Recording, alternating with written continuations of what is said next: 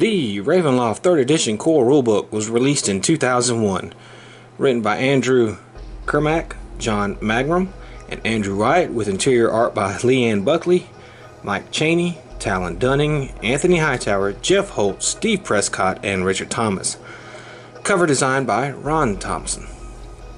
This guide is 224 pages and comes in a hardback bound format. It is an update of the Ravenloft core setting for 3rd edition. It is not a reboot.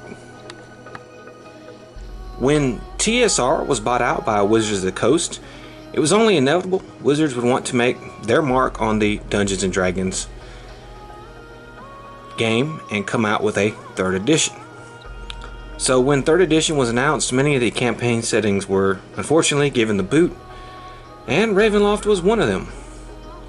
I was very upset by this and vowed that I would not support any product in the 3rd edition. If I can't play Ravenloft, I'm not playing anything at all. Then, out of the blue, a miracle happened. White Wolf had purchased the license rights to Ravenloft, and they were going to publish Ravenloft material for the 3rd edition. Apparently the outcry that Ravenloft was gone was loud enough, and somebody had enough sense to do something about it. And props to Wizards of the Coast for selling the license instead of saying, hey, no, we're going to keep it and we're not going to do anything with it, which is kind of what is going on now, but I digress. Okay. So, now White Wolf was a small independent company that was famous for their Vampire the Masquerade and, among others, material. Now, I didn't buy any of their prior products, was not familiar with them, but I didn't care about any of that, because to me, some Ravenloft was better than no Ravenloft, and I was all aboard. Now, there were some positives and negatives with this, however. Now, White Wolf was a smaller company and did not have the budget that Wizards of the Coast did. This meant that their product output would be limited and without the bells and whistles of your typical Dungeons & Dragons products. They had a smaller staff, so delays in content were entirely possible. Since they only had the license to Ravenloft, certain characters from certain settings could not be used. The most famous of this was Lord Soth, who, even though he was in Ravenloft for nearly the past 10 years, he still technically was a Dragonlance character, and therefore no longer able to be used. However, the worst thing to me was that there could be no adventure modules made. I guess this was because of the license agreement, but only supplement material could be published. Now, this was a big problem for me, and I do think it ultimately did hurt the product line down the road. See, modules advanced things in the campaign world. It moved the timeline forward and was the catalyst for some major events. And a lot of the best products of the 2nd edition of Ravenloft were modules. There were some positives, though. One was that this was not a reboot that nullified what had happened before. It was just a 3rd edition update. White Wolf brought in many of the same writers who had worked on several 2nd edition products, who knew that what Ravenloft was, what they wanted it to be. This kept the continuity going and made sure the writers were generally interested in writing Ravenloft products. As far as the 3rd edition core book itself, it is very much like the Domains of Dread core book. It covers most of the same material, but it does update the timeline, and it just gives different updates for 3rd edition, the differences between 3rd and 2nd edition, how the mechanics work. It is well written and written in the same style as Domains of Dread, and it makes Ravenloft a cohesive setting. Player characters are from Ravenloft, and the focus is more on how the setting lives and breathes, which is the direction Domains of Dread was trying to go for anyways.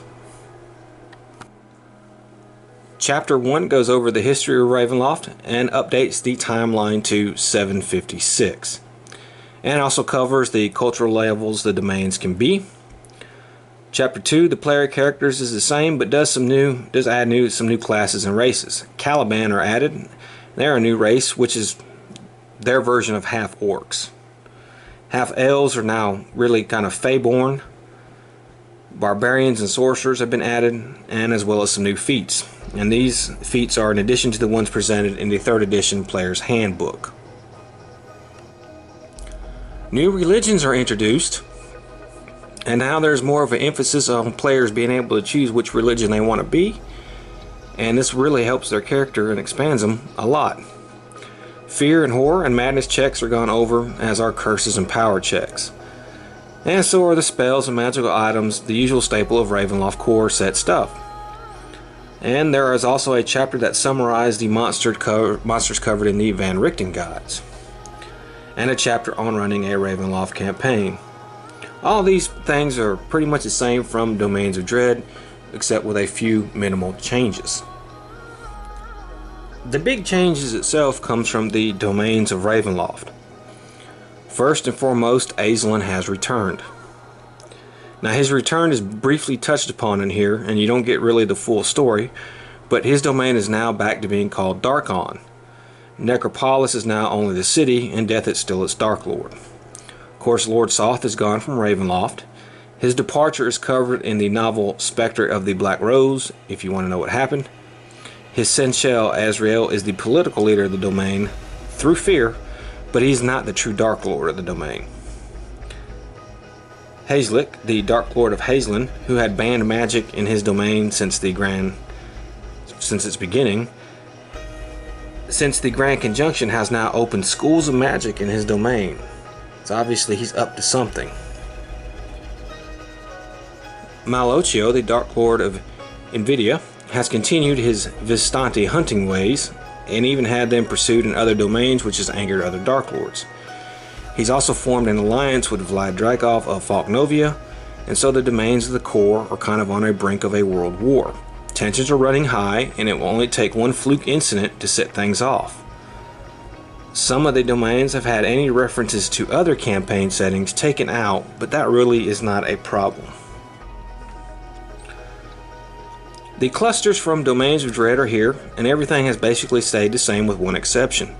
The Burning Peaks cluster is gone since Vecna escaped Ravenloft, and a new cluster is introduced. This is the Frozen Reaches, which has included Vorostkov, which was featured in Dark of the Moon, and Sanguinia. Now, Sanguinia was introduced as an island of terror in the first Ravenloft core set, but has since been forgotten. Now it has been reintroduced. The listed islands of terror that are included here are Blutsburg, Gehenna, Odier, Roshami-Tayo, and Serange.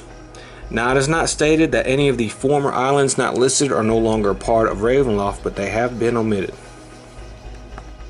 The write-up on the domains are good and provide enough information to paint a picture for the DM or player. The big thing missing from this book are the Dark Lords. None of them are covered in this book. They are to be covered in the follow-up book, Secrets of the Dread Realms. Like Domains of Dread, there is not a poster map, but the maps in this book are better looking this time around. Now, I personally find it a little upsetting that the Dark Lords were not included.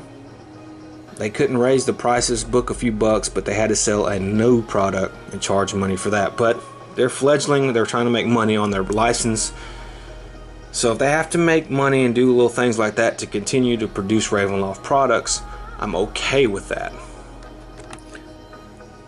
This was an overall first good start to bringing Ravenloft into the 3rd edition. It's well written, very informative. It covers much of the same stuff from the 2nd edition without changing things just for the sake of changing things. It really only changes things that it has to do with license agreements, and has a few tweaks here and there to some other things. But as good as the book is, I do not recommend it. And it's for one simple fact, that future products down this line cover what is in this book and update it, making this book really obsolete. A Domain of Dread, a world of gothic horror. A night of eternal terror, a world ruled by fear and horror. Vampires who rule the night, shapeshifters who prowl the forest, eldritch ghouls and undead, skeletons who prey upon a fearful populace. If ever a world needed heroes, it's the world of Ravenloft. The Ravenloft setting takes one of the classic role-playing game worlds and brings it up to date for the 3rd edition using the D20 rule system. Players assume the roles of brave adventurers, facing ultimate evils in hope of saving the world. all in a gothic setting of high adventure.